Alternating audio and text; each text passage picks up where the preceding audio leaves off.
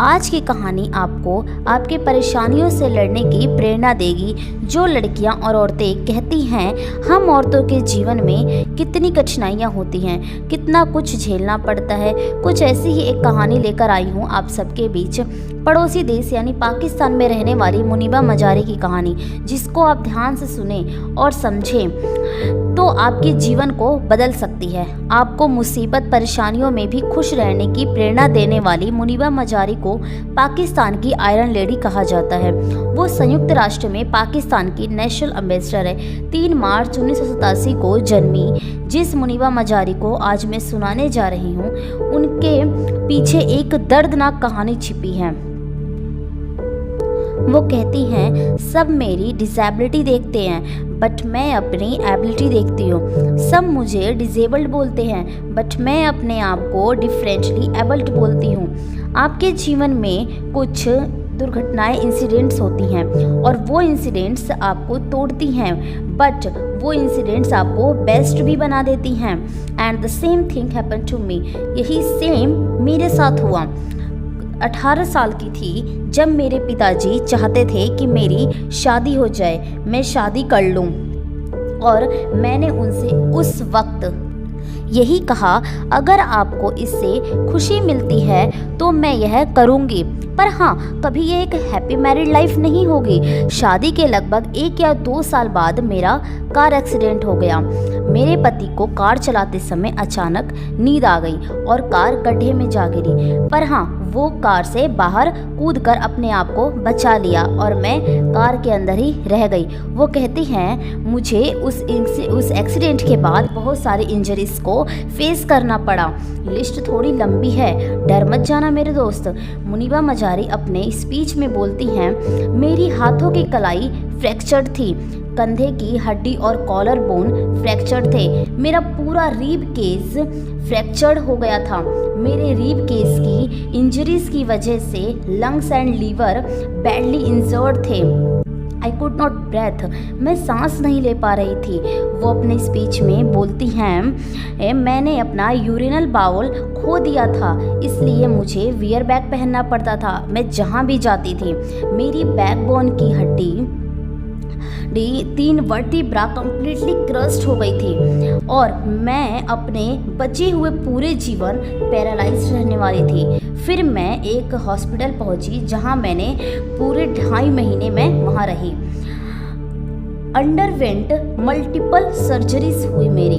फिर एक दिन मेरे पास डॉक्टर्स आए और उन्होंने मुझसे कहा मैंने सुना तुम आर्टिस्ट बनना चाहती थी पर तुम एक हाउसवाइफ बनकर रह गई।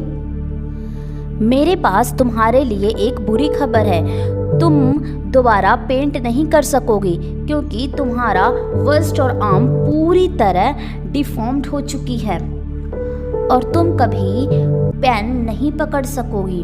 नेक्स्ट डे डॉक्टर फिर आए और बोले तुम्हारे रीढ़ की हड्डी की इंजरी बहुत बुरी हालत में है, तुम दोबारा चल नहीं सकोगी क्योंकि तुम्हें स्पाइन इंजरी है और तुम्हारे बैक में फ्रैक्चर है, तुम कभी भी किसी बच्चे को जन्म नहीं दे पाओगी। उस दिन मैं बर्बाद हो गई। मैंने अपनी माँ से पूछा मैं ही क्यों, और तब से मैं अपने वजूद अपने एक्सटेंस पर क्वेश्चन करना स्टार्ट कर दिया, मैं जिंदा ही क्यों हूँ। और तब मैंने महसूस किया शब्दों में भी आराम देने की ताकत होती है। माँ ने कहा ये वक्त भी गुजर जाएगा, भगवान के पास तुम्हारे लिए जरूर इससे अच्छा प्लान है। मुझे नहीं पता क्या है पर उसके पास है। उतनी परेशानियों में स्ट्रेस के बीच शब्द इतने मैजिकल थे मानो मुझे चलते रहने की ताकत देते रहे।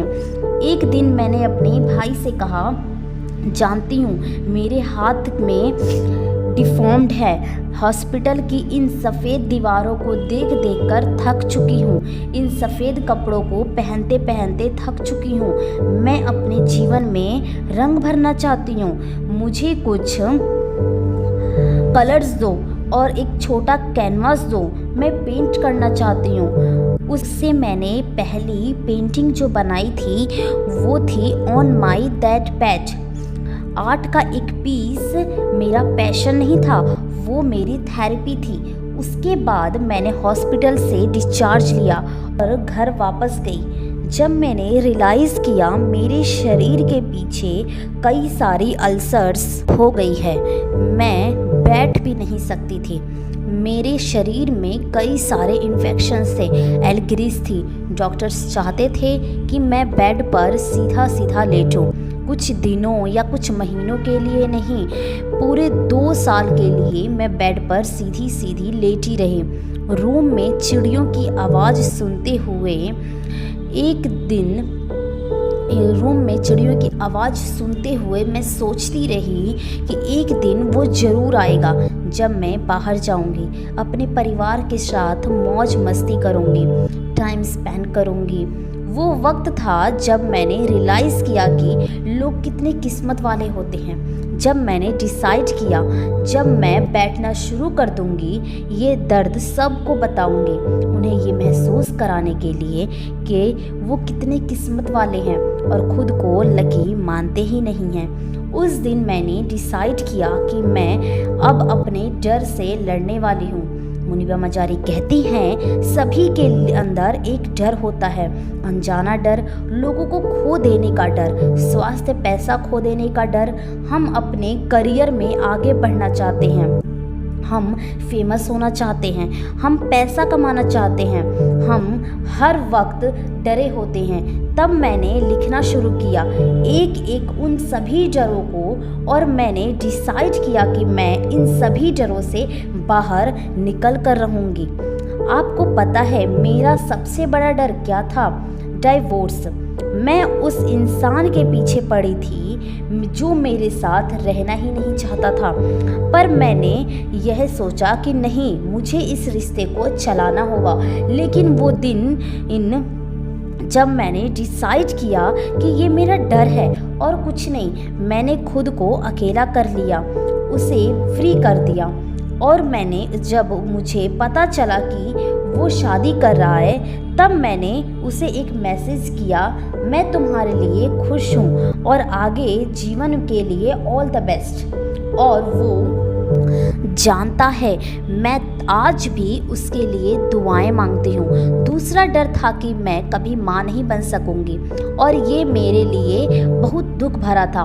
फिर मैंने सोचा दुनिया में कितने सारे बच्चे हैं, उन्हें बस चाहिए तो कोई अपनाने वाला, तो रोने धोने का तो मतलब ही नहीं है, जाओ और किसी को गोद ले लो। और मैंने वही किया।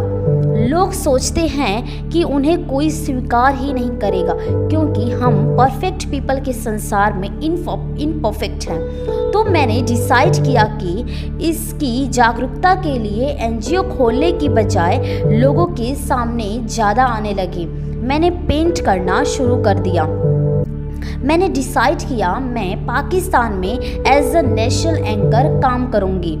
पिछले 3 साल में नेशनल गुडविल एम्बेसडर बन गई पाकिस्तान के लिए। अब मैं महिलाओं और बच्चों के लिए बोलती हूँ। अब इंक्लूजन, डाइवर्सिटी, जेंडर इक्वालिटी के बारे में हम बात करते हैं, जो ज़रूरी है। जब भी लोगों के बीच जाती हूँ मैं बहुत हंसती हूँ, मेरे चेहरे पर हमेशा एक बड़ी सी स्माइल होती है।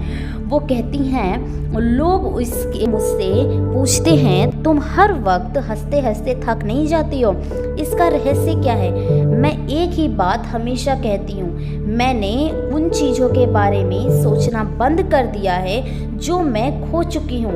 वो लोग मैं खो चुकी हूँ, जो लोग और चीज़ें मेरे साथ होनी चाहिए वो मेरे साथ हैं।